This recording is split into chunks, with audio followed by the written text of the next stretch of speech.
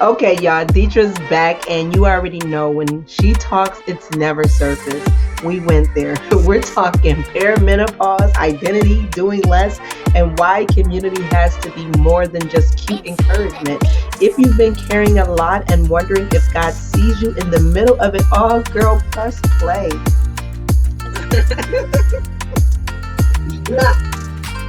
All right. So we already kind of started our conversation, so y'all have to catch the flyby. But I am so grateful to have here again for the second time, Detra Trueheart. And if you don't know her, then you just need to know her. Like, that's all I'm going to say. Her bio is extensive. Like, I mean, an author, a coach, a consultant, a minister, a mom, a woman of God. You ain't I'm just saying, you ain't really know her until you hear her speak. And we are going to put all of the details in the description about so you can read who Detra is. But because I'm telling y'all, she will speak for herself through this conversation. I just know it because I've heard her speak. And so I just know that by the end of the conversation, you will know if you don't know who she is. And so Detra, I just want to thank you again for saying yes. I know that you say that often when you call on someone and they say yes, and so I feel really honored in saying yes to the times that you've called me, but even more so honored in your yes because we've been in circles around each other for years. I don't even know how many years, and I don't even know the first time we ever even met. It's been so long, but the first time we talked on the podcast and I was in a really difficult space, like, and just to be really honest, I was still like in a weird transitional space. Like I had just got laid off from my executive job and I'm still trying to figure this out. And I didn't even really know if God really wanted me to do this, right? And I was like in this just weird space, like, what is God calling me to do? Is he really calling me to do this? And now I think I really like know I'm in a space where God is revealing more and I'm getting in deep alignment with him and just spending some real quality time with him. And I feel like this is the moment now that God said, now y'all can have a real talk. And so I don't even know like how this conversation is going to go, but what I do know is that both of us have lived enough and experienced enough life that we are not here to be cute. We look cute, but we ain't here to be cute and play cutesy today. I've been just like really in this season where I'm not trying to like prove anything to anyone anymore. And although before I kind of said that, like, I ain't trying to prove nothing, but really, was I really? And so I'm just really realizing internally, and I guess I can say like this new word that I'm like revealizing. Like, right? I'm like, supposed to put these words like I'm realizing through revealing and revelation that where I'm trying to just like really preserve what God gave me. And hey, what does that mean to you? Like what like do you know what I'm like does that make sense? Make it make sense for me. Make it make sense for the people. It does make sense. So that whole revelation is like you come to the revelation and the realization. I think it's 2 points, right? So the first is I really don't have to be who I thought I had to be for people. And the other part is that I can be all that God wants me to be in this season without any kind of trepidation around what those people are going to think. And I think it takes a little bit of time for us to get to that point. Seasonally, I've heard that women, once they hit like their 40s and 50s, they hit that point of like, honey, I don't have nothing to prove to nobody. Like I done been through some things, and what you get is what you get. And then there's some who just through mentoring and being around the right women, I think they get it earlier, right? Like you see some of these like 30s and early 30s, late 30s, maybe some in the 20s where they get to the point where they've figured it out earlier. But I think they've had the tools, they've had people around them to be able to shorten the learning curve, which I think this conversation I hope will help. But I absolutely get it. I absolutely get it, because at some point you just realize like, man, like, okay, we really doing this. And Mm-hmm. I really am called to this. And the people are really called to me. And I'm not really worried about what y'all gonna think. And we just gonna let it be what it's gonna be. Yeah, no, I feel that because I feel like even even through that weird time, it was like, and you've been in the space of coaching and ministering to women a lot longer than me.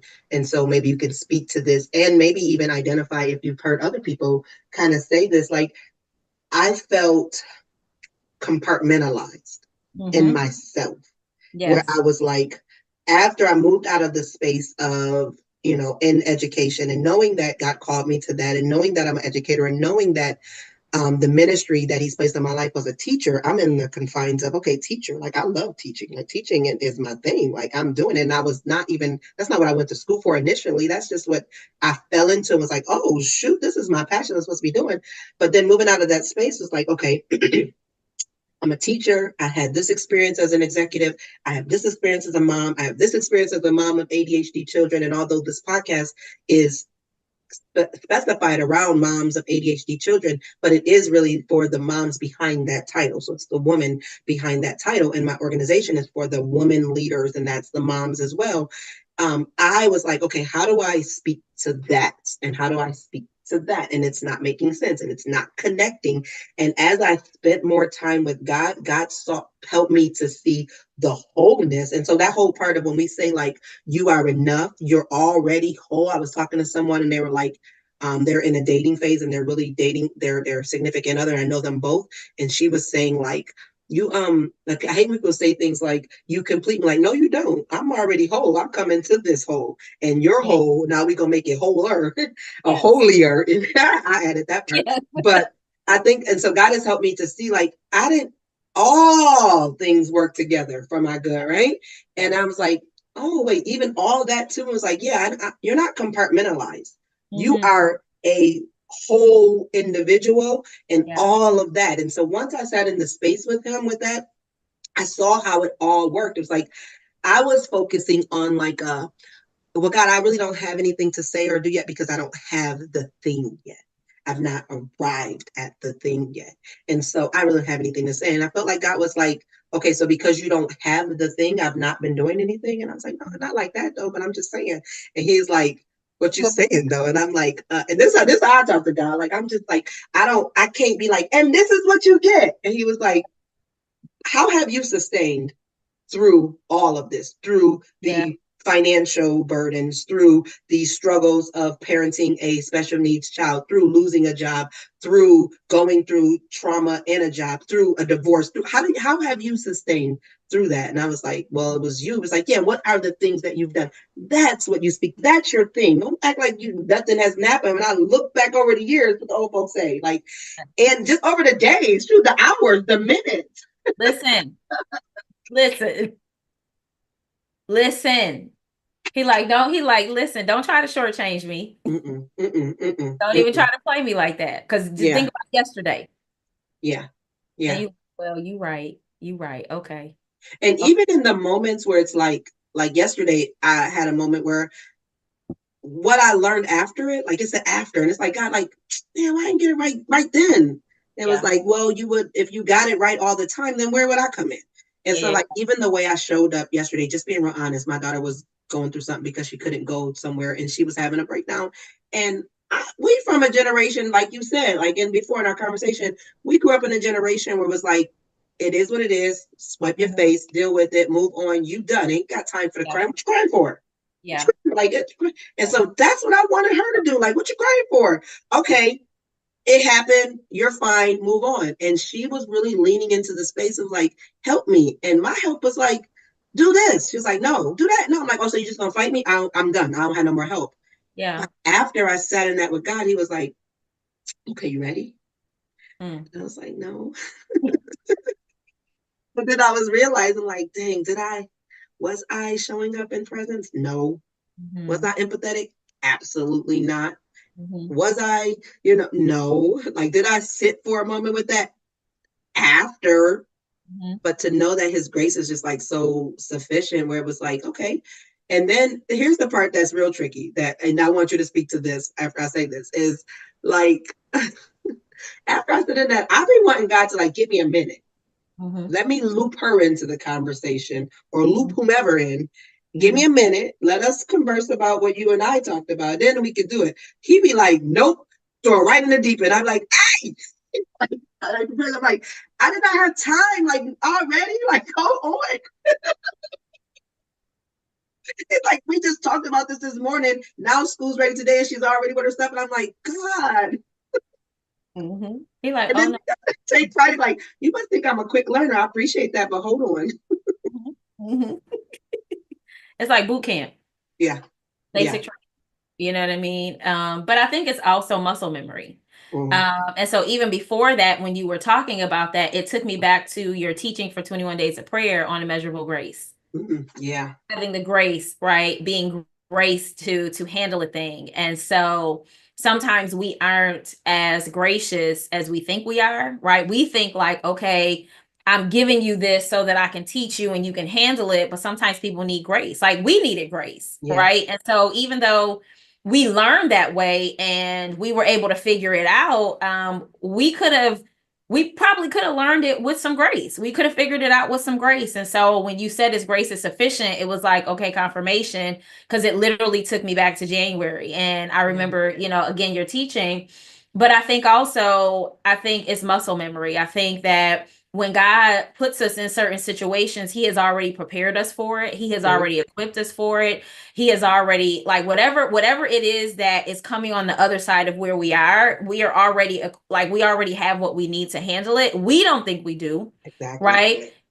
Jeremiah, right? Like, I'm too young. Like, what am I going to say to the people? And he's like, don't worry about it. I'll put my words in your mouth. I'll tell you what to say. Just do exactly what I'm telling you to do. Good. Yeah. Listen.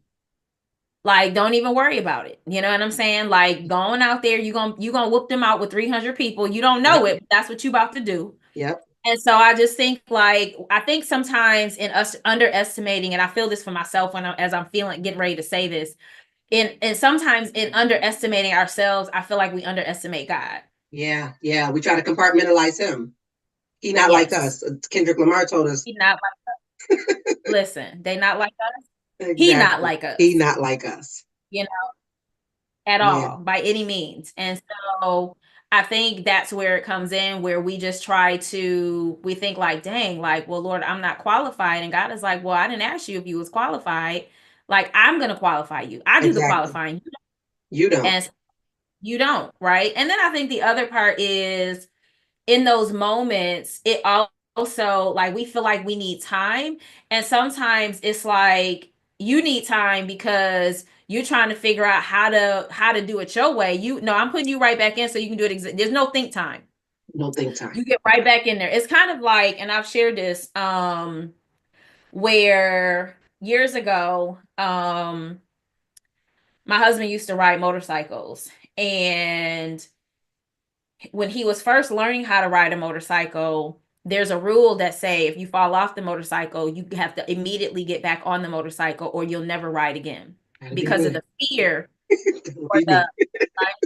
And so and it's like, and I mean, granted, if there are people who are watching and y'all are motorcycle people, chime in, but when he fell, and it's traumatic depending upon how you fall, because it's heavy, it's all of these things. Yeah. And so when he fell, the bike wasn't like, messed up or anything like that. There might have been a few scratches or whatever. But at the end of the day, they were like, no, get right back on. And, you hesitate. Like, what you mean get back on? I just fell. And it's like, no, like, if you don't overcome that fear immediately, you'll hesitate basically for the rest of your life. And so I think in some instances, God has to, in some ways, like, push us into the deep end again, right, before we hesitate and be like, maybe we should try this a different way. And it's like, no, this is the only way to do it. Because if you don't do it this way, either you're going to revert back to what you were doing or you're not going to do it at all. That's true. I agree. And I think about, like, even when it comes to like I talk about, all of my kids learn how to swim as babies because I just put them in the water. Now I was there for them, but I put them in the water. And so they developed, like you said, that muscle memory. They had no, it's kind of like how, who in the Bible was it? It was David's children that were like, let's just go. It's like, no, you got that stupid faith. Like for real, like you're not that smart. And so it's not to say like babies aren't smart. So please, if you're listening, I'm not saying babies are stupid. What I'm saying is they don't have the experience to be fearful. They don't have the knowledge to know that this is a fearful situation. But what they do have is the parent that has been their safety. And so they have that there. And so they just automatically do what it takes to survive. And I think that's what God tries to teach us as well is I'm here.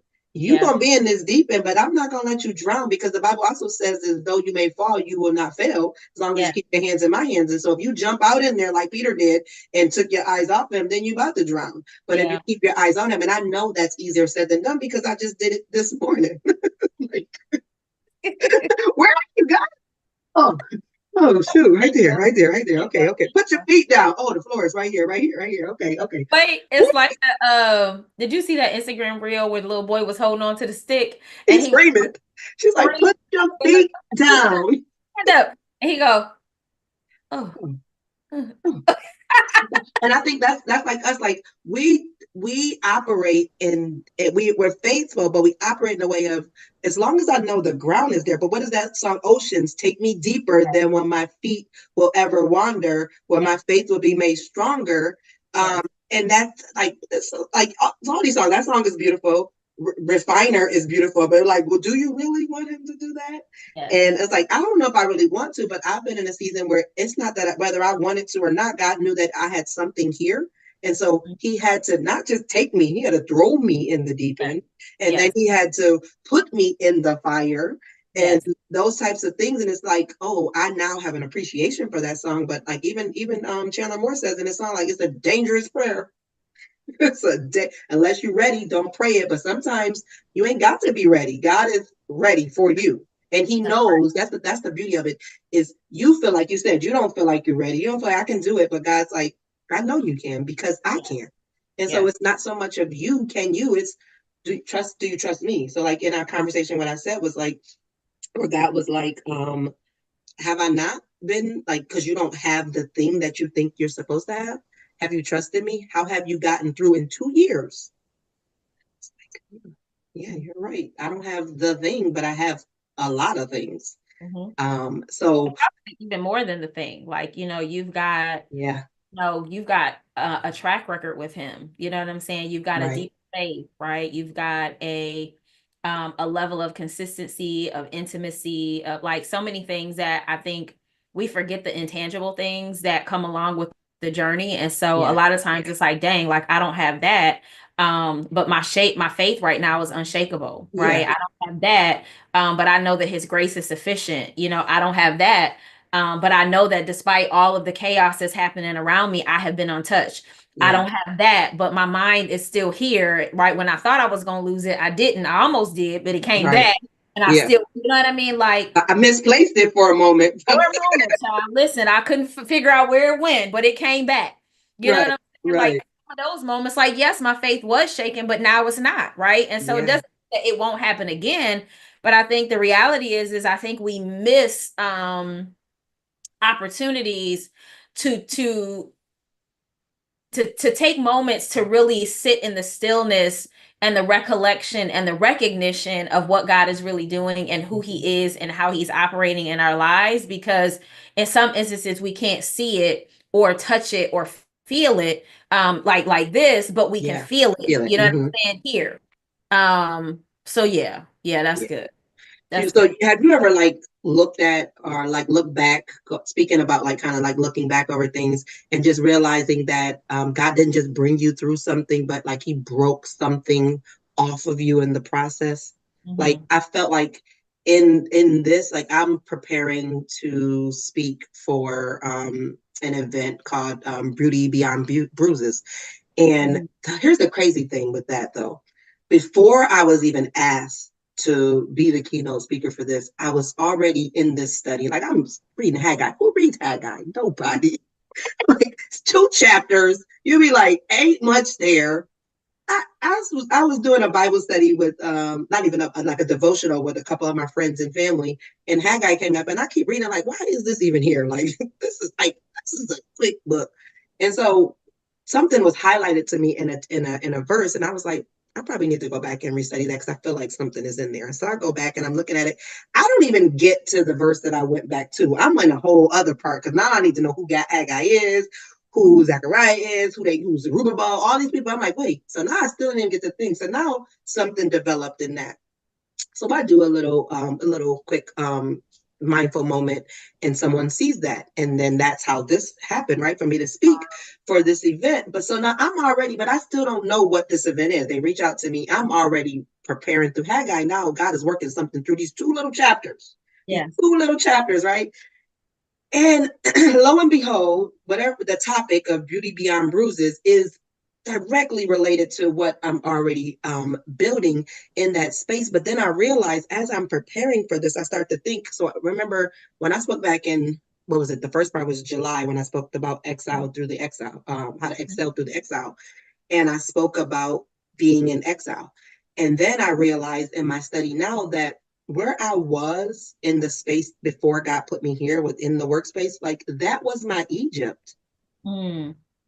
And I didn't realize it. And so you don't even realize that you're in your Egypt place until you're in exile and you're at the verge of coming your post-exile phase. Yeah. And then you look back and say, that was Pharaoh. Oh, shoot. I thought it was good. Just like the people of Israel, take us back to where we knew, you thought it was good until you realized it wasn't. Yeah. And so preparing that, I was like, God broke that off of me and realizing that you were in a place that you thought was good and you were thriving in there. Yeah. So you thought you were, but you were really in your survival phase, and breaking that off and realizing that that was my Egypt. That was not my purpose. Yeah. So I asked you the question, then I answered it. Go ahead. I'm sorry. You ever repeat the question? Well, I think okay, so I think the interesting thing about that, yes, I have. But I feel like I want to just piggyback on what you've already said. Is I think what's interesting is that in some instances your exile could essentially be a mindset or a mentality. That too. Because I feel like for me, yes, I've been in some spaces that were my Egypt, but I feel like I'm in a season where my Egypt was a mindset or a way of thinking, or a way of living. And I didn't know until coming in, it's kind of like you said, you're like right on the verge of something and you're like, dang, I was in survival mode. I didn't know. I thought I was thriving. I thought I would, and now I really am experiencing what this season of thriving can look like. And I'm not even on the cusp. I'm on the cusp. I'm not already in it. Not in it yet. But getting to that point where you start to help me say this, Holy Ghost, because I want to go deeper just into that whole piece of the exile. I mean, the into Egypt is we get so comfortable in Egypt that when we get into exile, a lot of times as the children of Israel, we kind of despise that season, not knowing that season is a season of making. It's a season of breaking. It's a season of releasing. It's a season of letting go, right? It's a season sometimes of walking away. You got to walk away before you walk into. Mm-hmm, and a lot of times we want to jump right from coming out of Egypt into the promised land without sitting in the space of exile, sitting in that space and letting God, because again, as he told them, it's some stuff that you can't take into the promised land that you brought out of Egypt. And so we got to break that off of you. And so I think the reason why a lot of times we don't see the benefit, or we don't see the fact that where we came from really wasn't working for us until God starts taking the scales off of our eyes, until we start to see things in people. Yeah. For what it and they really are. And sometimes we don't even see God for who he really is. Yep. Until he takes the scales off, because in some instances we are idolizing our space in Egypt. True. You may not be idolizing Pharaoh. They didn't idolize Pharaoh. They didn't like Pharaoh, but there was something about once they got into exile, that they realized we had a comfort there, and it's so you trust the safe space in in Egypt, but you don't trust the God who brought you out of it to be able to prepare you. And so I think while we're in those spaces, it's challenging because we don't see it. Yeah. So when you say, like, I feel like I'm seeing it, I feel like it's because there are things that God takes us through during that exile where and then I think it's also just being around other things, right? And so obviously for them it's a little bit different, but we start hanging around different people. We start going to different events. We start studying God's word from a different perspective. We have greater revelation, right? We got this, what is it? The realization? Would you call it? Realization. Yeah, that's how I said it. Right? Realization. So you start getting this realization around who God is, right? Not just necessarily what they're telling you he is. You start to experience him. And so it's in that moment that you're like, dang, like I didn't really know I was in bondage. Like I didn't know. I knew I was in bondage, but I didn't know how deep I was. That part. And I think there's a great difference between being used by God and being seen by God, because even in that, it was like, when I was going like a little bit deeper in my word in the time, like you mentioned, God's waking up earlier. He started waking me up like early, like a couple years back, like pre-pandemic. And so we had an agreement, like, can it be 4:30 and not 3? Because that way it can roll. And so I feel like he agreed. And it's been 4:30 ever since. But man, stop laughing at me. It's been 4:30 ever since. But like you said, lately waking up earlier. So I'm noticing a trend. Like right now, he's waking up about 3, and I'm like, God, we agreed. And this is what we've been doing. That's what I thought. Why we keep pulling back to 3? But even in that space, it was like, I want to study your word, and I want to know you. Like, knowing God's characteristics are too vast for us to ever know the entirety of God. Like, but as an educator, as a minister that you are, as a teacher, as those things, even with our own children, we know the best way to learn something is to be in it, right? And so I'm like, okay, God, I want to study, I want to know you for being a way maker, because I'm in a season where I need a way made, right? And so I'm studying, I'm learning the characters of God, and I'm learning how he showed up for others. And then I was listening to Chandler Moore has a new CD out called Feelings, and he has an intro portion where he talks about coming into terms with his feelings and understanding that that's okay, and understanding that the reason why he started feeling depression and those types of things is because he was trying to suffer without God and not suffer with God. It was something, the way that he said it, it clicked in me and was like, oh, I did ask you to be a way maker. Now I got to experience you making a way. Okay, this is hitting a little different now. And so now I go from being used by God in the spaces where and I'm still doing that, speaking and showing up, but now I'm being seen by him. Now he sees me for the areas that I'm like struggling with mentally, or struggling with financially, or struggling with emotionally. He's speaking in those spaces. So when I'm studying, I'm doing things where I'm showing up and being used by God, I'm also being seen by him, and seen in a way that he saw Hagar, when he saw what was in her, what she was ready to birth, and where she was. And not only did he see what was in her, he saw what it was going to be later. Like, he told her, like, your child gonna be a wild child. Like, wait, get somebody else to do it.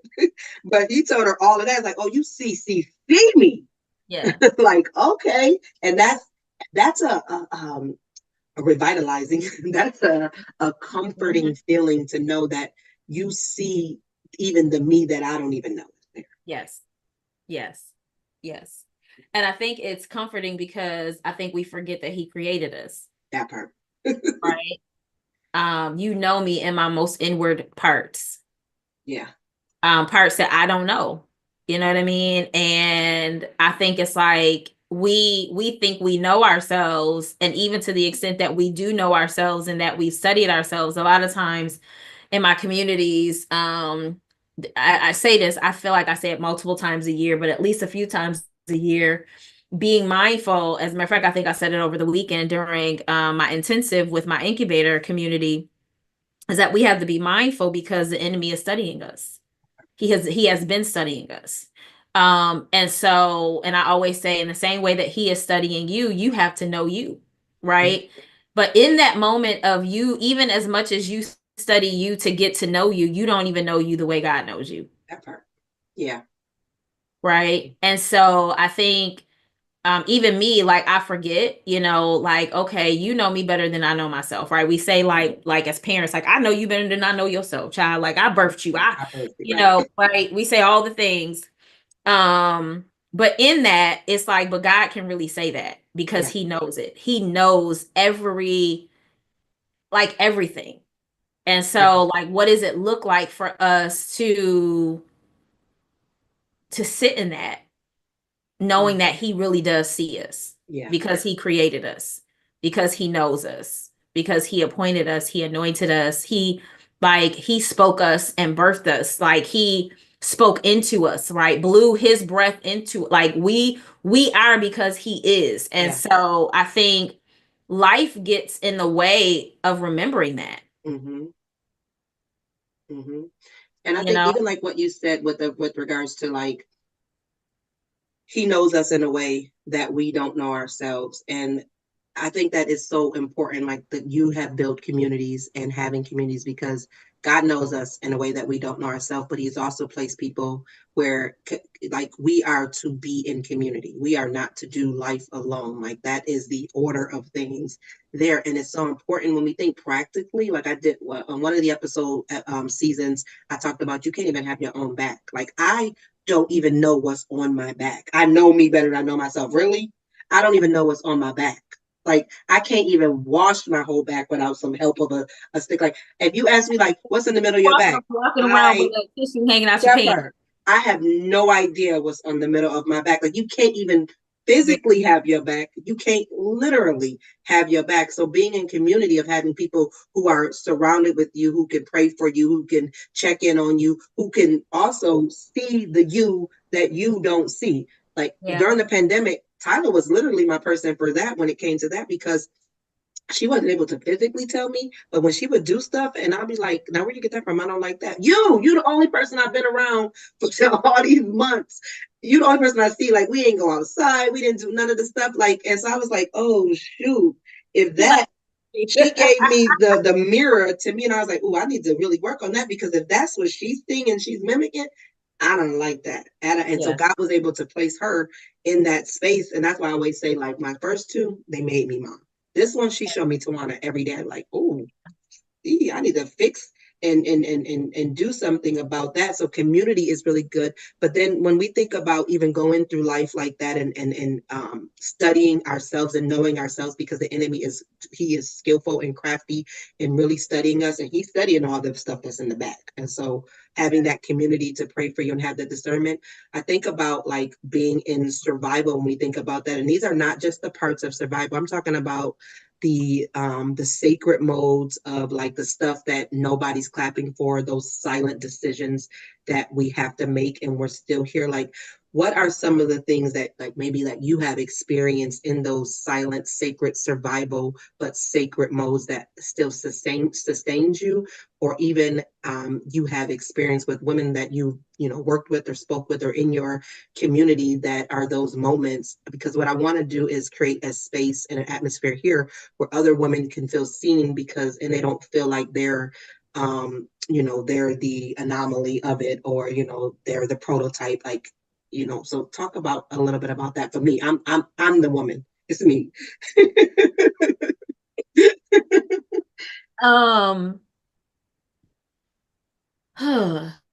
So I've had lots of moments personally and in community where in some instances where women are second guessing who they are, who they've been called to be. We had conversation about this over the weekend, where it really was a fear of success and a fear of stepping into this big thing that God had called them to and not feeling qualified. Moments of where, your past, you don't feel like your past lines up with where God is taking you. And so you second guess, how can I, knowing who I am, knowing where I come from, fully step into what you have called me to be, or what you have called me to do, or just accepting me as I am in this new space.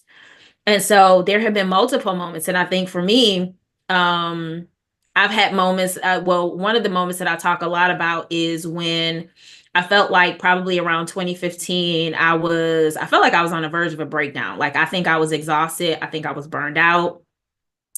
I don't think I know I was. One of the symptoms that I recently read over the last couple of years when they talk about burnout and exhaustion is like when you no longer have an affinity for something that you love. Mm. And I remember running my girls program at the time, the Young Miss Buffalo pageant. We were coming out of where we were in our 15-year anniversary, and I wasn't loving it. And I immediately knew something was wrong. I said, something is not right. And I knew I needed to take a break. And so I had to talk to the Lord about what that looks like, because there were hesitations and fears around what people would say as it related to, you know, well, why are we taking a break? Like, I just had all of these thoughts. Like, how are people going? Like, it was like one of our biggest years yet. People were already talking about signing their daughters up. And I'm like, Lord, how is that going to work? Like, if we take a break, like, and I just remember and I don't know if it was the Lord, but I just remember there's this moment that was like, it's either going to be you or it's going to be them. Right. Yeah. Yeah. And I end up taking a break, and I end up talking to my board and basically telling them that I was tired and I needed time off. And I took the entire year of 2016 off. But 2015, which was interesting, and I'm thinking about this now because I just shared a post on social media yesterday, where I'm coming into 10 years of when I hosted my first live event. And I hosted my first live event in June of 2015. Let's not pass by that for a second. We got to give some celebratory like shout outs for that. Like, that's a decade of doing walking in the calling and doing something, and a milestone like your first live 10 years. Like, that's cause for celebration. So congratulations to you for that, all of the things, and definitely praying more blessings over that. But yeah, 10 years, that's amazing, Detra. That's amazing. Yeah. So, and I thought about it, but I remember this moment. So let me back up a little bit. So when I used to do my girls program, I was very committed to it. That was my baby. And we started that in 2000. It was a scholarship and enrichment program, culminated into a pageant for girls 13 to 17. And so when it was YMBP season, I didn't do anything else. Like, my Saturdays were locked into my girls, my board, like all the things from January all the way through until August, and really from like April to August. But we started, recruitment, all that kind of stuff. And I remember in prayer, the Lord said to me, I felt like where he was edging me on into doing more with Trueheart Speaks, my company. YBP was my nonprofit. And the Lord said to me, he said, how long are you going to keep using YBP as an excuse to not do what I keep telling you to do with Trueheart Speaks? And like so tap on your shoulder. Now you got to look at your back. Yes. And so that was the first time, because I was like, well, because I used to be like, okay, Lord, I feel like I'm supposed to be doing this stuff. Where do I have time? Yeah. And so that was the first year that I started overlapping some of the work that I was doing with the pageant and with my company. And so 2016, I started going live, and I really think it was an opportunity for me to step into the full expression, kind of like of where I am now. And so, but I took time off, and that was what started out in January as really just going into the new year, really getting clarity. For about 2 or 3 years straight, every 3 days of the month, the first 3 days of the month, I tithed back to God. And so I came offline. I spent time with him to get clear on what those months would look like. Like, I allowed him to refill me. And so when we talk about those sacred moments, I think we have to make sure we are not excluding God in those sacred moments, and letting him heal us where we hurt, letting him speak to those spaces that have not ever been spoken to, letting him to some extent birth some things that have been laying dormant, because I think had I not slowed down, I think I would have continued to be doing my events, but I would not have been doing what I'm doing now to that extent. And so when we talk about those sacred moments, I think it is important, thank you, Holy Spirit, to remember that you are woman before you are anything else. That part. That you have to take care of you, right? And so in the season that I'm in now, 10 years later, I will be 50 next year. Thank you, Jesus. So long as God say so.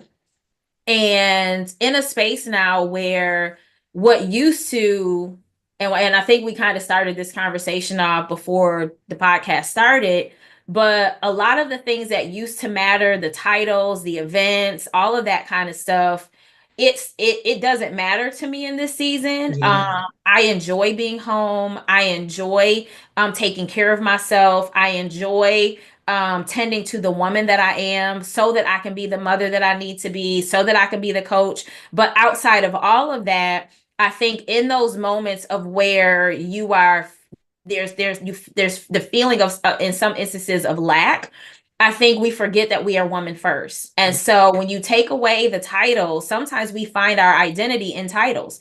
We find our identity in executive. We find our identity, like for me, I wrestled with that in 2009 when I was laid off from my job. Because for the longest time, I always was able to introduce myself as, hi, I'm Detra, whatever that title is. Yeah. And so for a while, I had to wrestle with, well, who am I now?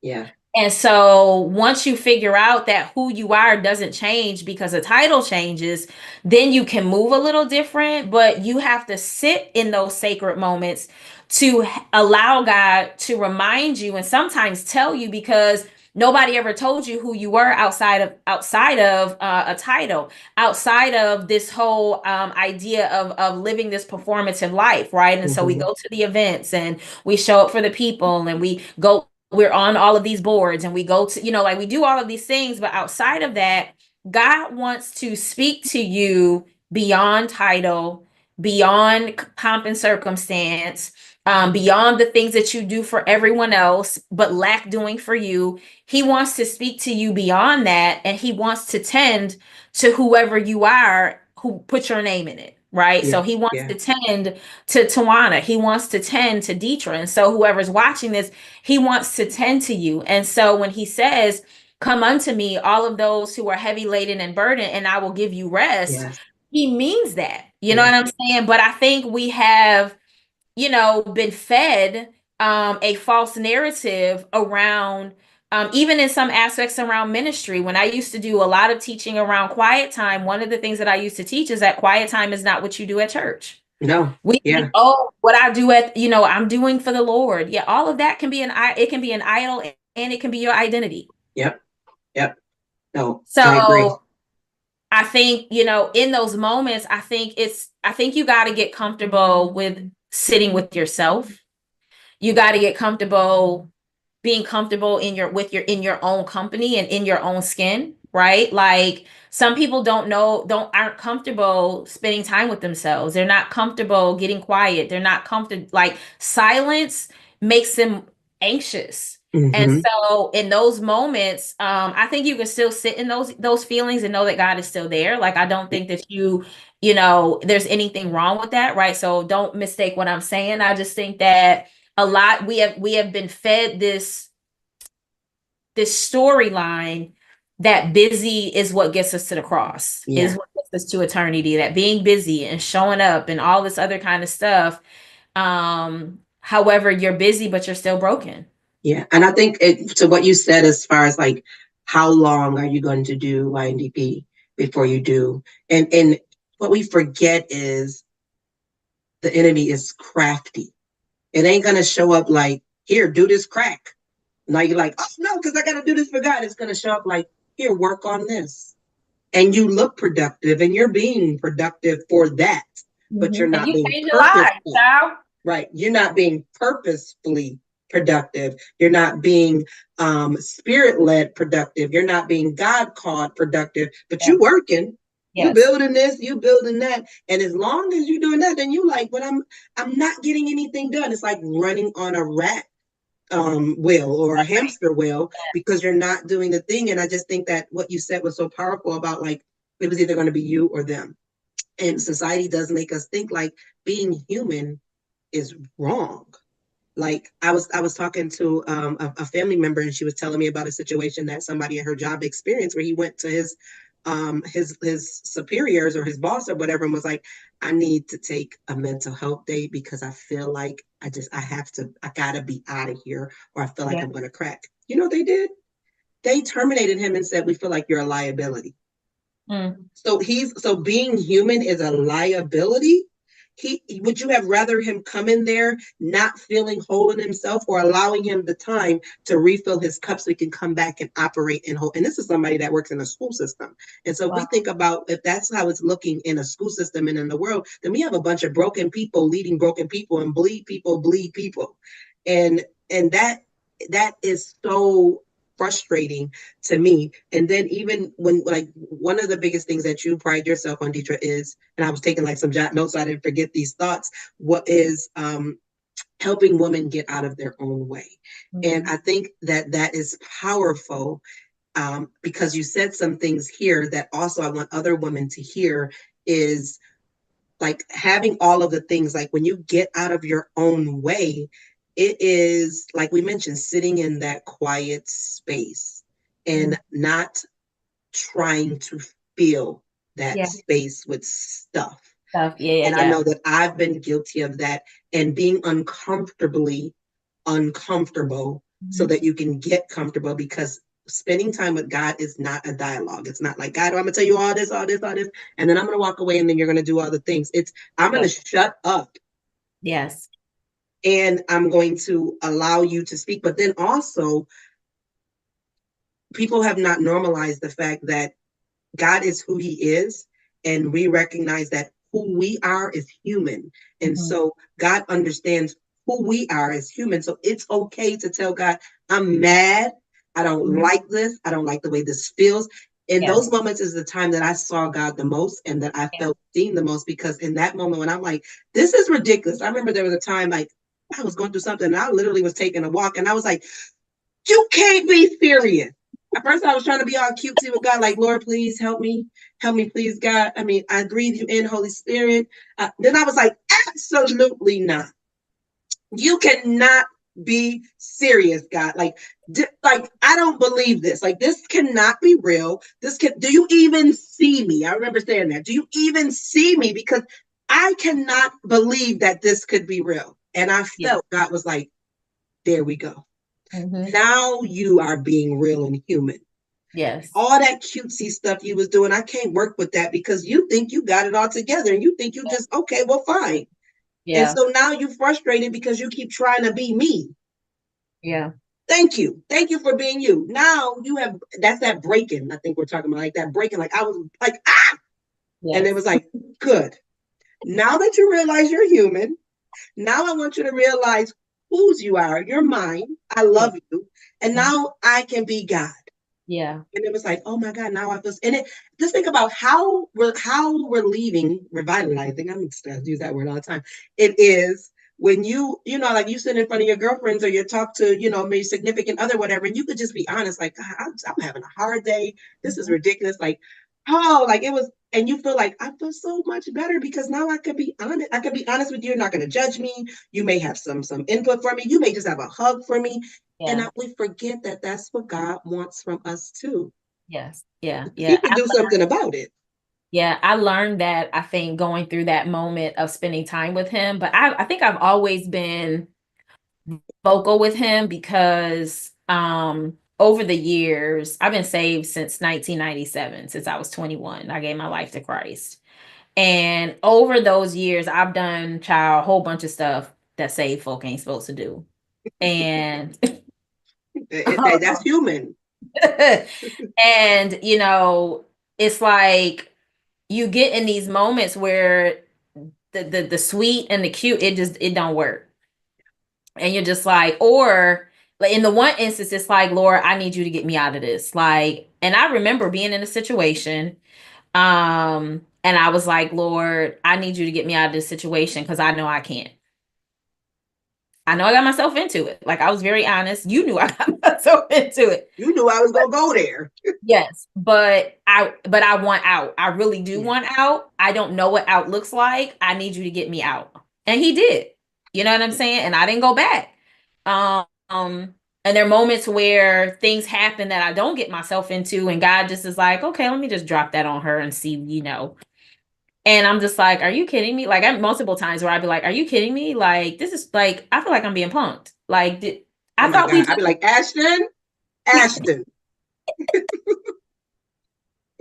I'm like, I thought we just came out of something. Like, are you not gonna give me no breather? Like, it literally felt like, and I always talk about my birth process or story, whatever you want to call it, with my son, where I thought I could do a natural birth until Oh, foolish mortal. but here's the thing, it wasn't the pain, Oh it was wow. the breathing. That's amazing. The contractions were coming so fast, I could not catch my breath. Oh wow. Can't catch your breath. That's a word right there. I literally was like, like as I was coming out of one, I was coming into the other. And like I felt like, okay, there's no way for me to push and push, you know what I mean? Breathe, I need right. something. And so they end up giving me the epidural so they could slow my contractions down so that I could push. And so in that, I felt like in certain situations, I felt like I can't breathe. Like, what do you want me to do? Yeah. Like, I feel like I'm already surrendering. What level of surrender do you want? Because I can't breathe. Like, Yeah. what is going on here? And so I think people need to know that it happens to all of us. Yeah. And whether you have a whole lot of money or no money at all, whether you are doing well or whether you feel like you're not doing well, right? Like whether you're married, whether you're not married, whether you have kids, whether you don't have kids, whether you like it happens to every type of person in every type of season. There are moments where, as your brand talks about, where you have to sit with the woman behind all of it. Yeah. The woman behind the special needs child, the woman behind the marriage, the woman behind the business, the woman behind the ministry, the woman behind caregiving for parents, right? For elderly parents, the woman behind whatever it is, right? Like there are moments where I think you also realize that in your humanness, that the superpowers that work on your job, honey, they don't work for this. Them superpowers that you got sometimes, and sometimes we've recognized even as parents and as spouses and as all the things that it don't work there, but there's some things that there's the illusion that like, oh, I got this, like, oh, like I'm like on my job, child, bet, like we got this. And then a circumstance and you like, we don't have this. Don't have this at all. We we don't have none of this. This has us. I can't catch my breath. and you have to surrender to it. You know what I'm saying? And so whether it is solely through, counsel and study of the word of God, or through therapy where you can get somebody who can really help to sort through some of the things that are going through, because I think the other part is that sometimes our minds and the things that we have been through, it's like we're not able to really comprehend and make sense of thing.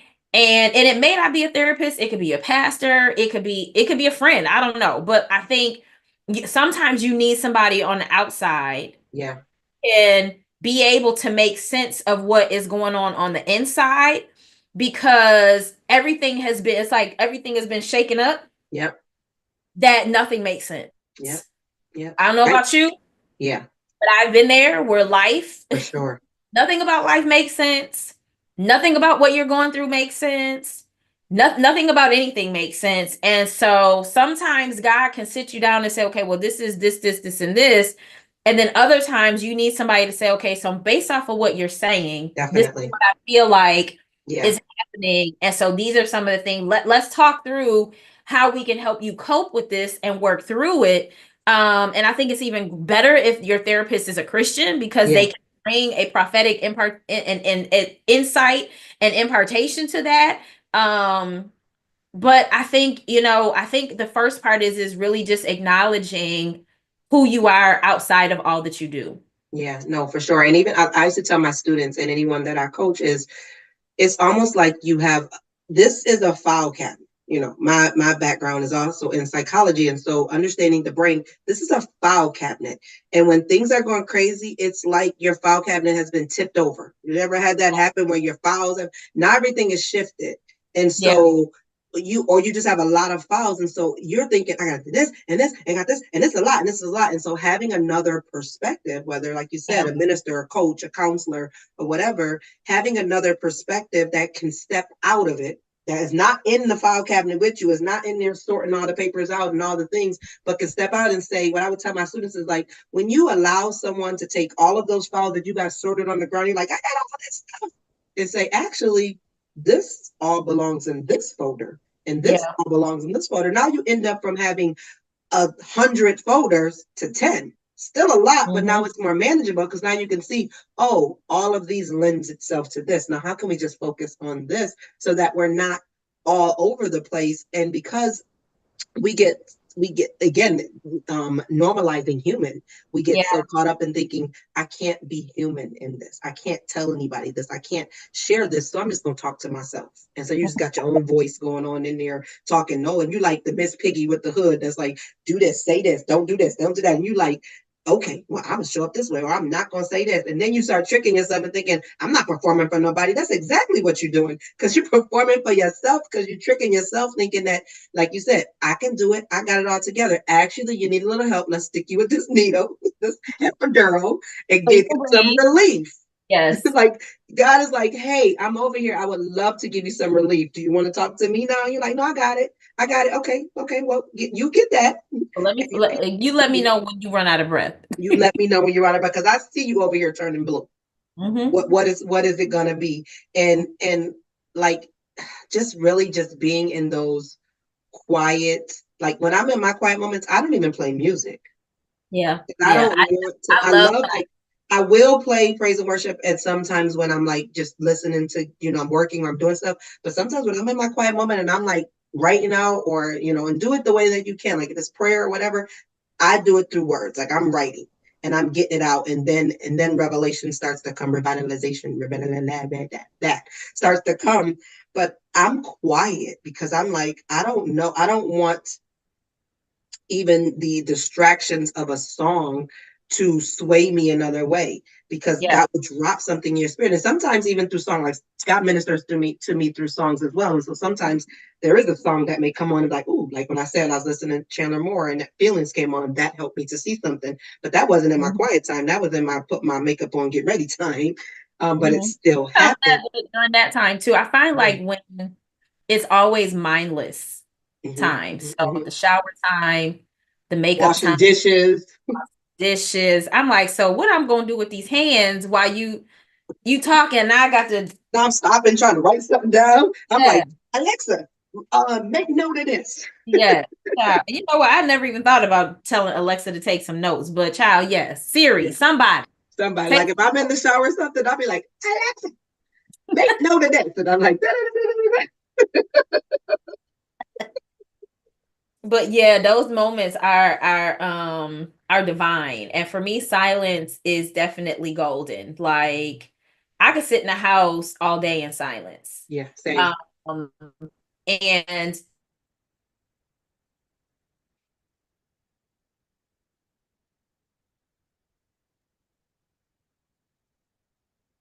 it's the Lord.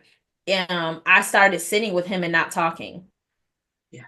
And just saying, okay, I don't really have much to say. Like, I want to hear what you have to say. Like, I don't want to monopolize this conversation because we could talk. You know what I mean? And sometimes I didn't have anything to say. I'm like, Lord, I don't really have anything to say. You know everything that's going on with me. I just really want to hear from you. Like, what do I need to be doing right now? What do I not need to be doing right now? Like, what do I need to be doing to keep from cutting somebody's big toe off? Like, All right.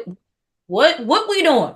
What is And we doing? What is we gonna do? what is we gonna do? Shoot, and maybe not you, I don't know, but I need some Yeah. help, but it's me. Yeah. So And I think it's even important, like, to even think about, like, sometimes we forget that God is in everything, right? Even the little stuff. So, like, for instance, this morning when I got up, but my daughter slept with me. Help me. Ashton. But she has testing going on this weekend, so she's a little stressed about it. But it makes me stressed because she's not I sleep on one part of my bed. I get out the bed. My bed can still be made up. She kick cover off and she be doing all the stuff, right? So I get up. I think we all have the same kid, male or female. Exactly. I think we all, Dallas is the same way. I'll be like, what are you doing? He wanted to sleep with me the one day, and I said, no, not tonight, because I need to, well, first of all, I need to focus. I need to sleep. And then like the last couple of nights, Lord has been waking me up. And I don't want to wake you up. Exactly. And so it's like now I'm sitting here, and so the Lord and I are talking mentally. I'm like, okay, Lord. So, and I'm like, I don't want to get out of my bed. Like I want to just turn because I have a touch lamp. So like I hit the first one. So it's just a little, So I was like, no, you can't sleep with me because I don't need you be interrupting me in God time. You listen. Or you looking at me like, why am I waking you up when you in my bed? Exactly. You in my bed, get out. So she's in there and she's moving all around. And so I'm getting up to like get out. And she was coughing and I was like, I gotta get away from this. That's not the mom thing to do. But I was like, if I go in another room, it's almost like if the tree fall in the forest and nobody there, did you hear stuff? I'm not in the room. Is she really coughing or is she not? I don't know, but I'm not gonna be in here. Okay. So I'm leaving out the room. But when I did, so I say all this to say when I did, I have this little small bruise like on my knee thigh area. And I've been like, where does this come from? It's been there constantly. And I'm like, I don't remember bumping my knee. And how long is this going to stay? But when I got out the bed today, the way I get out the bed, my leg, that part of my leg touched the bottom of my wood things that's, whatever, the part of the side of the bed, the frame. And today it caught my attention like, oh, I get out of the bed like this every day. And so I am consistently bruising myself, right? And so as I went into the guest room to go to sleep, I wasn't even going to her room because her room is another area. So I went into the guest room to sleep, but I couldn't sleep. And all what kept playing in my mind was me getting out of the bed and that bruise. And I'm like, Lord, what are you trying to say to me? Why is that constant? Like, what is the revitalization? What is the revelation from that? Because and so I had to journal it. And now I know that something's going to come through that because he didn't put that on my spirit and my mind. And then for me to finally see it and notice it for nothing. And I know some people may think that's frivolous. That's like God doesn't he'll get your attention however he needs to get it. That's been times I've seen a person somewhere that I'm like, oh, and then I see them again and those I'm like, why did I need to see this person again? Like, and why do I remember seeing this person again? Like, so it's not like it's like his bowl cut. I remember his hair bowl cut. Like that. Why would I need to see them? But anywho, but what would you want to say, or what would you say to like women? We said a lot. And so if we had to stamp it or anything like that, like what would you say to the woman who's like listening right now, who is really trying to hold it together, but just feels unseen while trying to do it? Stop trying to hold it together is the first thing I would say. You don't have to hold it together. It doesn't make you any less of a woman to not be held together. Because I think that the facade or the lie is that we have to have it together, right? We have to look like we got it together. Nobody can know we're falling apart. Nobody can know like what's going on. And the reality is people don't necessarily have your whole business. But my prayer is that you find safe space where you can just be.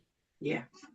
And where you can have moments to just sit in some things and find clarity in some things and find grace in some things and find God in those things. Because a lot of times while we are trying to hold it together, we don't realize that God is holding us together. Yeah. And so if you would give it to him and you would lay it at his feet, release all the things, perfection, people pleasing, the performative things, all of the things that in some instances, yes, you know, it can be challenging to release. But on the other end, there's freedom there. And so I think if you don't have anyone, I would encourage you to reach out to Tawana as part of her community. Um, and just send, like, if it's a DM, send a message and say, hey, that's me. I don't know where to start. I'm sure she can, you know, get you started. But I think the biggest thing is admission, right? Is coming to the realization that where you are is no longer working. Yeah. That the woman behind it all, even though she looks like she has it all together, she looks like she's doing a dang thing, but she is falling apart behind the scenes. You are falling apart. You are not falling apart. You done already. The seams is out. Listen, you done fell apart. You trying to hold it together, right? It's like, you know, one of those dresses in the movies where the seam, you know, the seam just falls. Yeah, so it keeps just coming up. Yes, how, you know, pull the string and you like, oh shoot, let me You just gotta hold it all together. listen. You look like this, honey. Yeah, exactly. So, but we're gonna close, but I just feel like the Holy Spirit is pushing me into this place. Two places. One thing, two people that came into mind when you were talking. The first person that came to mind was the woman in the Bible who brought her last. And they were like, she only brought you a penny. Like, hey, we gave you all of these things. And the second person that comes to mind is where Elijah and the woman who was just going to make her last with the, you know, the little bit of oil, a little bit of milk, she was going to make her last and die. Like those are words. Make it for me and my son, and we're gonna die. And the reason why those people come to mind is not because they're broken or they're falling apart, but it came to mind because of what you said about being honest. Had that woman not brought her last, no one would ever have known it was her last. She brought it to God, and now she was seen because she was like, "This is my last, and I'm giving it to you. I'm releasing this to you," and seeing that not as a um, I don't have anything else now that I've given this to you. I'm giving this to you because I know that you're going to be able to do something with this. And now I see, and I'm able to communicate that. But then also the woman who gave her last to die. If she not said that and just stayed in her little pocket, then she was going to die. It was going to be her last for her and her son to die. But she was bold enough and courageous enough. And so sometimes we think we're bold and we're being courageous because we're just taking care of it all. We're just doing it. But until we open our mouths and release our hands and say, I don't have it, this is actually my last, and I'm about to die. Yeah. Literally, I'm about to die. Then people can say, I've been in situations like that where it's like, listen, I don't even know. This is all I have, and I don't know where we about to eat. I don't know what. And people are like, "Oh my God, why didn't you say anything?" And they're mad at me for not saying anything. And it's like, and then now God shows you community, and now you see God because you're like, I was embarrassed, I was ashamed to say anything, and I did, and I saw the multiplicity of people who are in my community, and I felt seen because it was like people didn't see me. You know, you be scrolling like, why they go to there? They ain't nobody call me, nobody asked me. It's like, did you say something? No. Oh, the moment you say something, like, oh, that's that. So those are the two people, and so I wanted to pull that out. But then the third thing is, and I felt like I was like, I'm just gonna let this pass, but I'm like, no, I gotta say it. Practically, when we talk about getting out of your own way, I want you to speak for a moment practically, not so much of getting out of your own way, but when other people in your way of getting out of your own way. So you right here, you move so I can move out of my way, but you in my way. You in my way for me to get out of my way. Like, what would you say to, I'm this to me, for people like I'm not in my way. At least I don't think I am, because somebody else is there and I just need to get them so I can, or this, maybe not, it's not the them, it's the this thing is in the way of me getting out of my way. What are some practical things? Let me sit with this for a moment, because I think everybody's situation is different. And so because of the way that I coach, it's personal.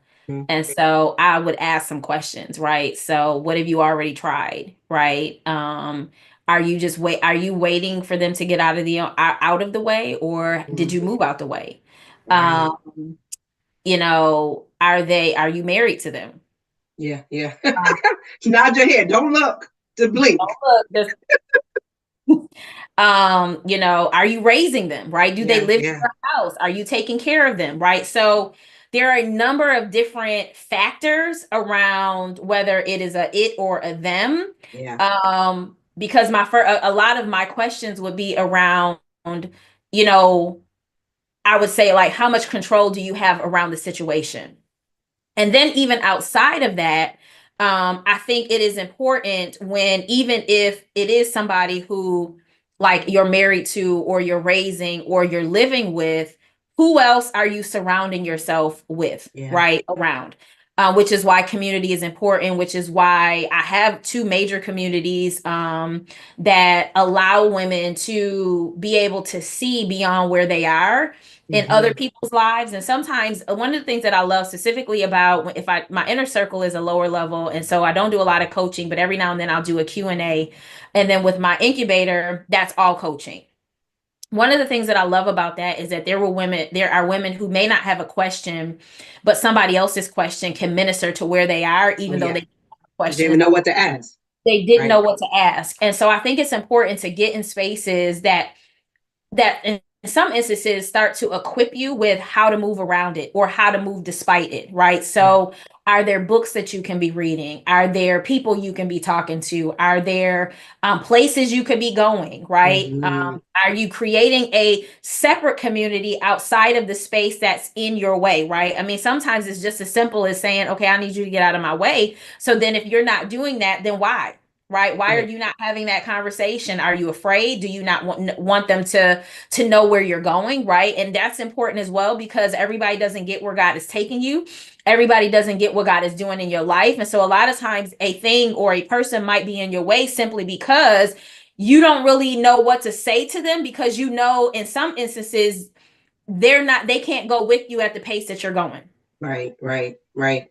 So you know, and so again, I think it is a multifaceted, it's a loaded question, because some of it is just as simple as like, well, what are you doing? And a Yeah. lot of times the answer is like, well, well, I don't know, or I'm doing this, but I'm not doing this. And I say, okay, well, how are you trying to get around the thing? And it's like, well, I haven't. And it's like, well, why not? So Yeah. you get where I'm going with that. Oh no, for So sure. For if sure. you're right, so if you're there, I want to know what you're doing. Right, there's a level of personal responsibility. And here's the, forgive me, Lord. Here's the other part that I ask. No matter what is God saying about this? That hurt. What did God say? Right? Have you talked to God about it? I literally was just reading in Mark. I can't remember, it's towards the end where Jesus is on his way to the cross, and they're passing by the fig tree. They come up on the fig tree, and he basically says, No you more know, fruit. uh, You will bear no more. yes. And then they're like, well, dang. And he's basically saying, like, whatever you say, you shall have, right? If Yeah. you say Yeah. and you believe that you shall have it, you shall receive it. And so it's literally like, what are you at? You have what you say. Mm-hmm. So when you look at this obstacle, do you see it as an obstacle or do you see it as an opportunity? That part. When you look at it, do you see it as something that is the reason why you can't keep going, or is that an excuse? Oh, I Um, can run around this office. when what are you being passive, or are you being assertive, and are you being bold and courageous, right? Mm-mm. Because there are certain things where um yes, I have some obstacles, and yes, I have some things that are in my way, but I know what God has called me to do. Right. I know what my assignment is. And so while you're here, I'm here doing my part, because I know, Lord, oh God, I just talked about this over the weekend, and I can't remember exactly what we were talking about, but we were literally talking about this thing around you doing your part so God could do his part. Mm-hmm. And so Mm-hmm. a lot of times what happens is, and I was talking using Moses and the children of Israel and the Red Sea, and a lot of times it's basically, are you using what you have? Like, are you using what's in your hand, right? Similar to the woman, right? He says, go get your jars and go put so go get the jars from the people and then pour oil in it.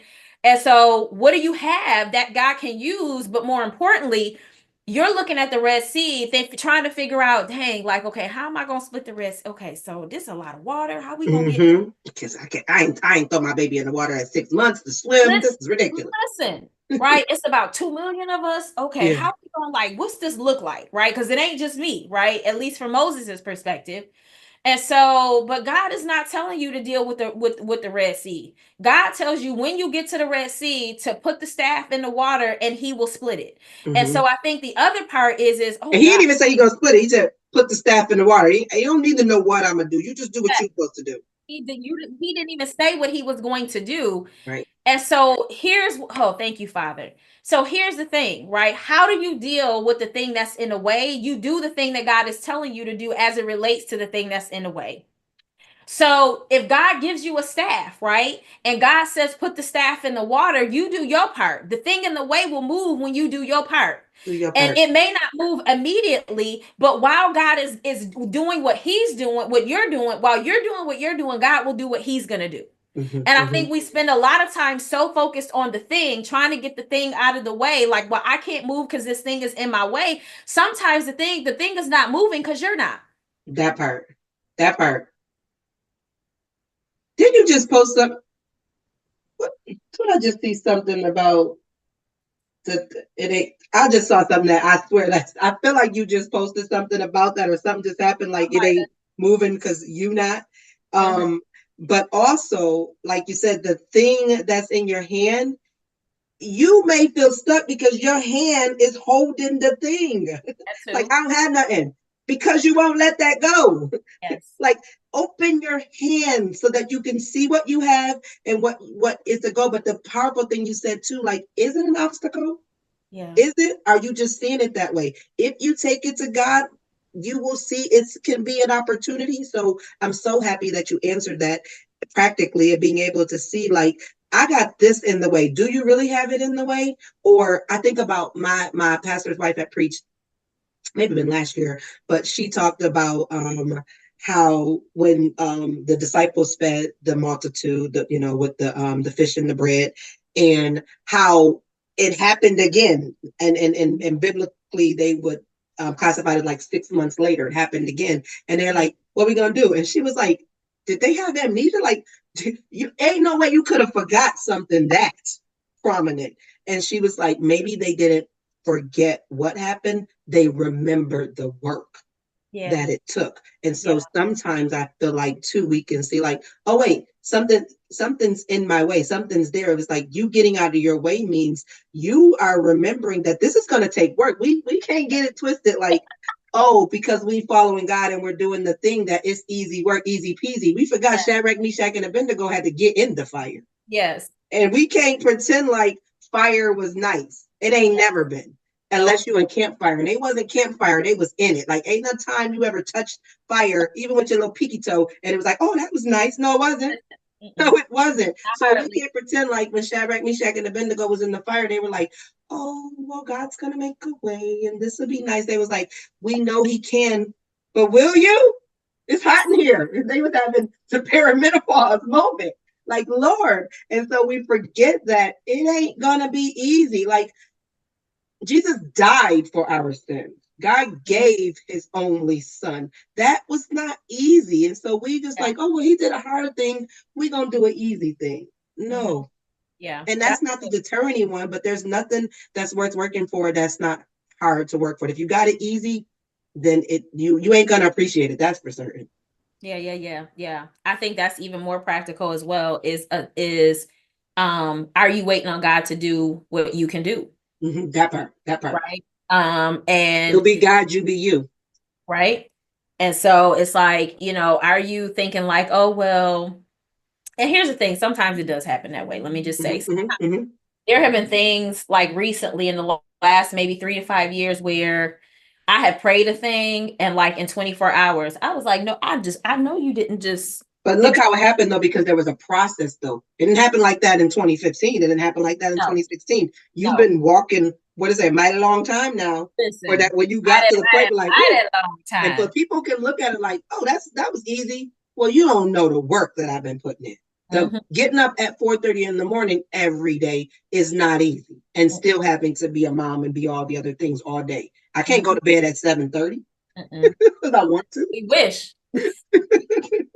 We wish, child. But at the same time, God in his graciousness will allow certain things to happen. And yes, there are moments, right? Again, it's like, Lord, I need X, Y, and Z, blah, blah, blah, blah, blah. You'll have a prayer, and it was literally like that. I prayed the night before and I was like, okay, Lord, this is what I need. This is what's going on, blah, blah, blah, blah. And the next day, I said, what? Well, is this what we working on? This what we working with? It hasn't always been that way, right? And so sometimes this was actually during 21 days of prayer. And so I understand that sometimes it is not just for me, but it's a demonstration of helping to increase other people's faith, right? Amen. But at the same time, when you say, is the reason why you're not out of your own way because the thing is in your way is because it got harder than you thought. Right? When you say that, that means something, because it also means that, let me just help y'all real quick. It also means that God is doing something in you. Never discount, opportunities for God to be able to refine you, right? We can't sing songs like, Lord, shake me, make me, mold me, hold me, turn me upside down and around. And we think we're doing a dance, honey, child. The Lord have you on a roller coaster, child, and you thinking like, I thought we was doing a Watusi. Like, exactly. I thought we were doing a bus stop. I don't want to do this. I didn't think we was actually going on a roller coaster. And so I think it's also important. I think you said this earlier, be careful what you pray for. Yeah. So when you're praying for a specific thing and you ask the Lord to help you, right, get this thing out of you. God, Lord, I need you to get this thing out of my own way. And the Lord is like, but I am. I'm developing you. Yeah. I'm shaping you. I'm actually refining your mindset. I'm helping you to see it from a different perspective. As the same, there's a quote, it goes around that sometimes God is not changing the situation, he's changing you. And so sometimes it's not the thing that's the focus, it's you. Yeah. And so I think that's why this question is so powerful. We could talk so much more about this because it's so many different angles around, when there is a thing in your way, how to speak to a thing, how to move despite the thing, what God is saying while you're in the thing, what God is doing in you while the thing is in your, like, there's so many different things. And so, we could talk about David and Goliath, right? Yeah. Like that was a thing, right? And so what happens when, you're called to be David and then you got all of these other people, or even what happens when, you're part of the army and you see Goliath and ain't nobody trying to fight him. Nobody. We got all of us. We got all of these people and ain't nobody trying to fight. Everybody's scared. Everybody's scared, right? And so what happened, right? There's so many different angles that we can come from it. And so I think ultimately it will be important for you to go back to God and say, okay, Lord, how are we moving with this? What do I need to be doing? Sometimes God's assignment is don't do nothing. Be still and know that I'm God. Stand still and see the salvation of the Lord before you. This enemy that you see before you, you will see no longer. Like you don't necessarily know what it is, but I think it's important to go to God for instruction, because how God deals with me with the thing that's in my way might be different than how he deals with you with the thing that's in your way. Right. The most important thing will be going to him to get direction on how to move or not to move, and to understand how you need to be processing this thing so that it doesn't become a hindrance, right, or an obstacle, where it should have been an opportunity for you to be able to show and demonstrate the glory of God in your life. Yeah, just like you mentioned, I don't know if we were recording yet. Fall off that motorcycle, you got to get back up, or you will now create a hindrance and you can never do it again. And it's going to be even more difficult for you to even bring that to God and be like, because you're going to be like, no, you can't be telling me that. Like I was like, whining cannot be divine agitation for me, because it agitates the mess out of me. That can't be it. But I got to shifted my perspective. Of I hear the whining and it is still aggravating. but I see the whining now. Okay, it's something more. There's a lack of words that I need to tap into. But I was like, no, I don't want that. Need to get that together. Absolutely not. Yeah, so I mean, this we might have to do this again. Like, I'm just saying, because it's so much. And I know that I have been fed. My prayer before coming into conversation was, Lord, use the both of us to fill and feed someone else. But also, I want to be fed. I want to be filled. I want Detra to be fed and filled, because the work that we do is hard work. And just like we mentioned, like when you are called to a thing and you are following God, I don't think that's easy. Like, just like, Moses leading all them people crying and whining and all of that and all the stuff, it's not easy. So whatever you have been called to do, one, you are equipped for it, like we mentioned here. And Deidre, you said that so profoundly, like, God has already prepared you for the thing. He's already provided provision for that thing, but you got to do the work so that you can be able to see it. And a lot of that is refining. I think of Ephesians 3:20, like when he does immeasurably more than we can imagine or ever think of, we get all happy and excited, like, oh, that's going to be the rainbow unicorns and glitter. No, the more that you can think of, like we just mentioned, you don't even know yourself. You can't even have your own back. Those are the things that you can't even imagine or even think of, because we're not thinking about refine me, break me, shape me. We ain't thinking about that. And so God will definitely speak to those things. And so I hope that you were just as filled as I was in this conversation, and pulled some things away from it, and felt seen, that God saw you, heard you, and that he's going to be continuously using this conversation to do a greater thing. But before we wrap this up, is there anything that you feel led to pour out right now? Like anything that God is pressing on your spirit, or something that you're stepping into? I will share this snippet. I over the weekend, I shared this with my incubator intensive ladies during our intensive. And I feel like in this season, specifically for me, and it may be for some of you, that we do like a review. And so sometimes I'll ask a question: what do you feel that God is asking you or requiring more of you, like more from you? But this year, I added the word less, more or less. And I feel like in this performative state that we have been in, I feel like God can do so much more with less than we give him credit for. And I also feel like God is not requiring all of these flips and tricks that we think. And so when we talk about the woman behind it all, I would encourage you to find solace in what doing less looks like. That's powerful.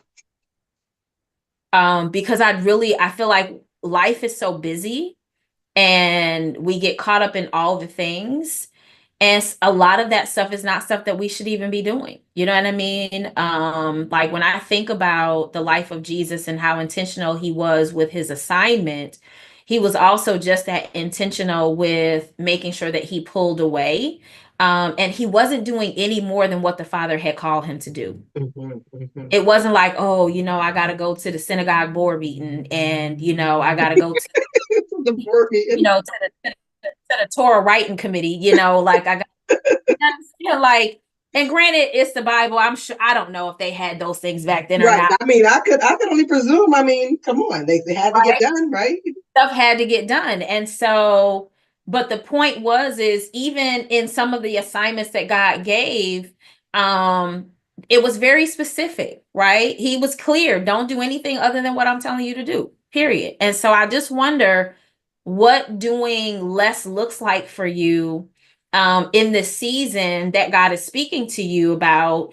And I wonder if there is more grace and more peace in you doing less than more, and the need to do more. And so I want to leave you with that.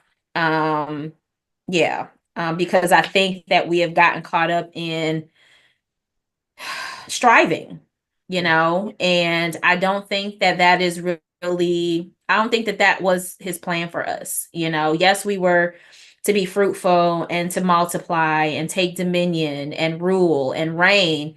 But those were also specific assignments, right? And so whatever your specific assignment is, have you added to it For one, out of acquiescing to what somebody else has asked you to do because you don't want to say no, right? Are you overcommitting, overbooking, and thus overwhelmed? And so, what does it look like to pull away as opposed to add to? Because sometimes we're like, oh, I feel like the Lord is calling me to more. No, that's just because you want to do more. Right. And he may not, it may be more of him, but Yeah. that doesn't always require you to do more. It just requires you to spend more time with him, right? I think we have to also, I shared this as well, but this is not something that would be new. Maybe it is to some of you, but it's this idea that we are human beings, we're not human doings. And, Oh, that's and good. so what does it look like to be? And Mm-hmm. so um taking in more of him doesn't always require you to do more, but it may require you to be more. So, That we're human beings, not human doing. And even with the what you said, like what does it look like to do less? Um, oh my gosh, it was something that you said there. It'll come back to me. In doing oh goodness, that's that. In doing the less, and what does it look like in doing the less, like, because sometimes, like, when you're so used to doing more and you're so used to doing things and your hands are busy and you haven't gotten into the rhythm of being silent and doing less, do a self check. I know you do your monthly checks every month. Like, let's do a monthly assessment. Like, you understand that you're a business. Like, you're an organization in your mhm. own self, regardless if you work for someone or not. You're an organization, so it's important to do those checks. Like, Yeah. check in with yourself to see how do you feel when you're doing a thing. My one guest I had said do pleasure checks. Like, are you feeling crunchy or are you feeling pleasurable? So sometimes you may not even know that you're doing more and may need to realize you're doing less, but it takes the time sitting with God and check. I have times where I realize I was feeling so aggravated, agitated, and everything was bothering me. Oh, was I doing too much? Mhm. What do I need to pull back and do more of or less of and be more present here where I'm doing less of a thing? So do self checks. Yeah. Follow Detra. If you look on her social, you'll see the monthly check. She has some of those promptings in there because, like she mentioned, being in a community, one lady didn't even know the question to ask, and she heard another question. So you may not need to even know the thing you need to do to know if you're doing less until you see it and like, oh, and that's God also ministering to your spirit. So, Detra, tell us where the girls can go if they want to sit under what you carry a little longer. Where can they find you? So you can find me obviously on social media. Trueheart Speaks for Instagram and Facebook. I am Detra Trueheart on YouTube and LinkedIn. And the good news is Tuesday Tea with D is coming back next week. So that is my weekly YouTube video on helping you to get out of your own way. So it's lifestyle, faith, business. It's going to be all the things. And so I'm really excited about that. And actually, I'm just gonna put it out here, but I actually want to have guests. So I don't know how often, maybe once a month or whatever. So y'all can come over and join because I'm gonna, send Tawana an invite because I'd love to have you come over and have tea with me, Um, and you we know, can have. I was drinking tea today because Tyler used the rest of my creamer and I was a little ticked off. I was like, drink coffee. So I had to drink tea, but it was in honor of you because I know you're a tea girl. You know I'm a coffee girl. Yes. And so we'll be live every Tuesday at 12:15 Eastern Standard Time, PM. But for my paid communities, I have a membership community called the I Speak Life Inner Circle. And so that is community accountability, training. And so we meet twice a month. And you can go to ispeaklifeinnercircle.com. Ispeaklifeinnercircle.com is $47 a month or $470 for the year. It saves you, I think, 2 months if you pay in full. And it's funny because this is the first year that we're actually doing a paid community trip. So the Inner Circle and the Incubator, we're going to Savannah, Georgia in July. So if you decide that you want to join and you want to come to Savannah, you can come to Savannah and hang out with us. And it's really just a girls trip. I'm not teaching, I'm not training or anything. We're just gonna have a good time. But then I also have a high level coaching program called the Incubator, and that actually I only offer in December on the offset of my live event, which is called I Speak Life Live.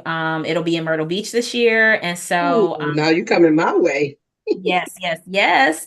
So I would say between the live event in December and my inner circle, those are the two best ways to connect with me for now, just because the incubator doesn't open for enrollment until December.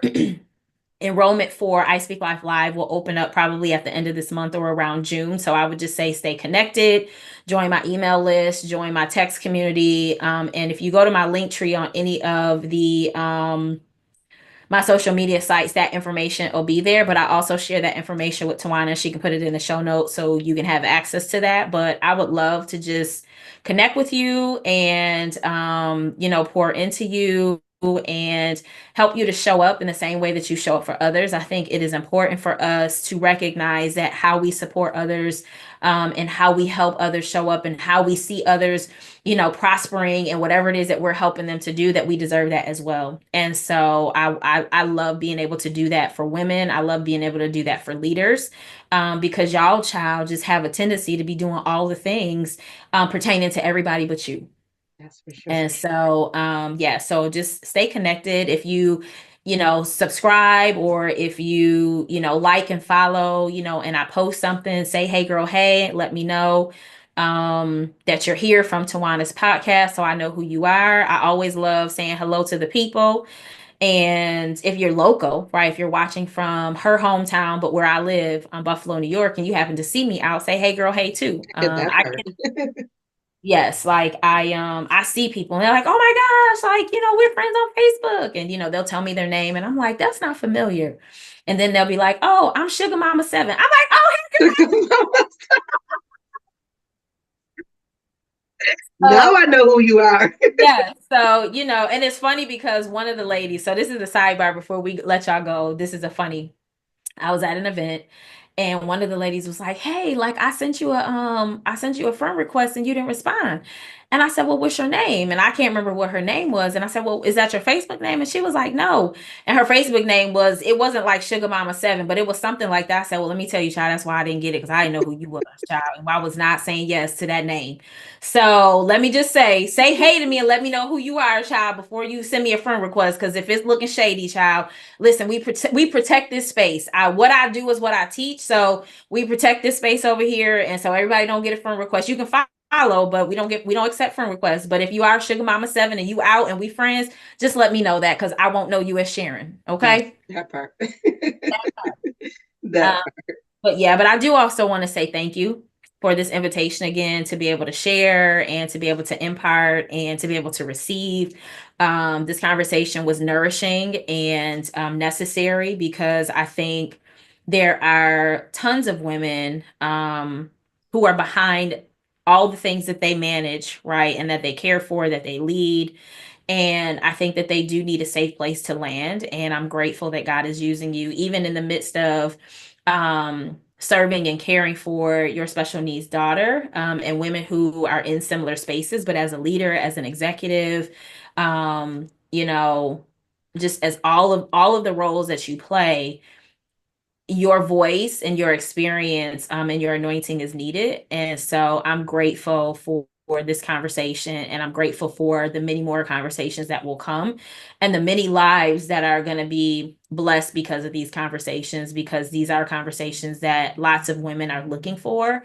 And so I pray that God blows not only on this episode, but all of your episodes, specifically to the women who need it, because there is healing here. There is restoration here. There's deliverance here. There's grace here.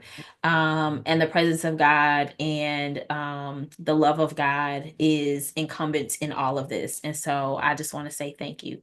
Oh, thank you. This episode will air after Mother's Day, but because we are recording before Mother's Day, I want to give you your flowers and say Happy Mother's Day to you, to a bomb mom. And all the moms who are listening to this after, I want to make sure that you feel seen and valued. If you did not feel that during Mother's Day, whenever you're listening to this, I want to tell you that You are equipped for the call that God gave you, a gift, and all of the accolades that you have, or the things that you've achieved through schooling, through training. You were promoted, you were appointed for those things, but you were called to be a mom, and that was not something that you could have achieved through studies. And so know that that you're blessed in that. But Detra, I just want to again say thank you for this conversation. It was, like you said, well needed. It certainly blessed me. So I know that it's going to bless someone else, but I do it for the one. And sometimes that's just me. But where two or more are gathered, I know that gave to both of us. But I want to also thank you for your presence. And you just are a shining light.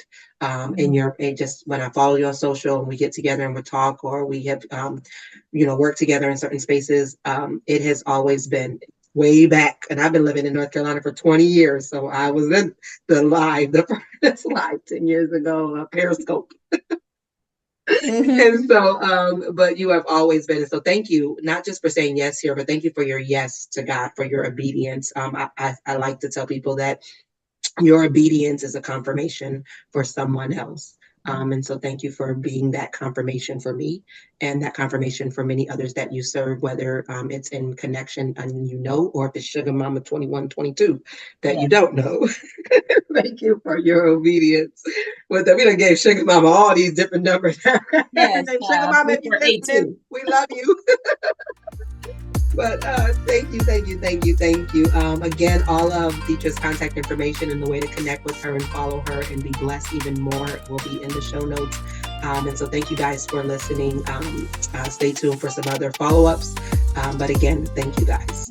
Wow. Yeah, this one hit deep. And if something hit home, don't rush past it. Sit with it. Let God meet you in it. And if you're walking through your own season of exile right now, just know you're not alone and you're not off track. We'll be back for more. But until then, take care of yourself.